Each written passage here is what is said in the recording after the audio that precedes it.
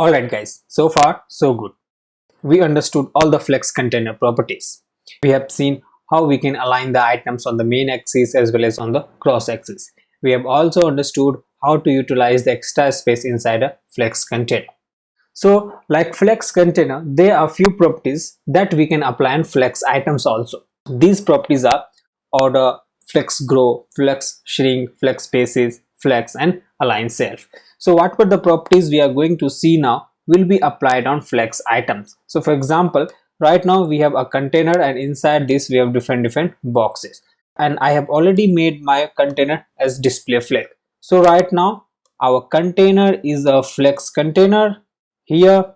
So this is our flex container with the black border, and inside this we have different items, that is 1 2 3 4. These are the different box inside the container. So whatever the properties is for the flex item will be applied on these individual boxes. So all these properties, that is order, flex grow, flex shrink, flex basis, flex or and align them, will be applied on individual items, not on the flex container, not on the container classes. So let's get started with the order property. The order property is used to reorder the flex item within a container without changing the source code in an HTML. So right now here we can see all these items are coming by 1 2 3 4 the way we have taken inside the HTML document, that is 1 2 3 4 5 6 7 8 9 and 10. So this is how it is coming here. But suppose if I want to show my first item, that is 1, at the end, so what we will do, one thing I can do here, that let's copy from there and paste it here. So now the first item will be coming at the end. You can check out our page here. So the first item is at the end. But in Flexbox we have a liberty that without changing the source code in the HTML document, we can change this order. Actually we can change the order of any items. The way we want to show, we can show them here. So if I want to show 10 at the first, or 1 at the last, or 5 at the third place, or 6 at the ninth place, so we can use order property. So let's change the order of box 1 now here. So we will target individually this time. Box 1, say order, as it is a flex item property, so box 1 is the flex item inside the container. So let's say order 1. Now save the file, give it a refresh here. As soon as we refresh our page, we can see our first item is at the end. Why?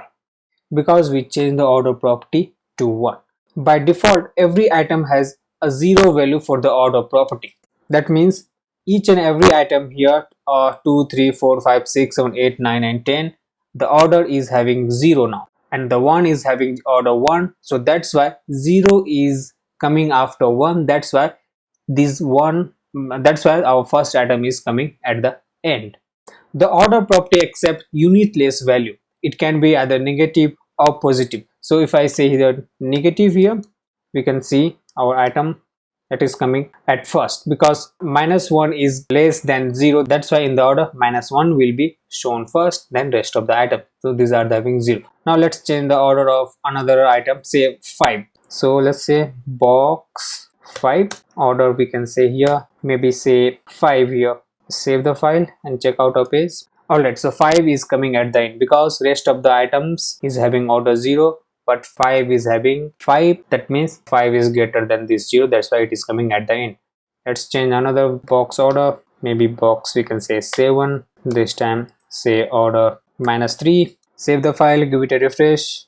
7 is coming at first because -3 is lesser than -1. That's why 7 is at first. Alright, we can change the order of any box or any item by any value. Let's experiment once more. Maybe this time for box 3, let's say order maybe 2 here.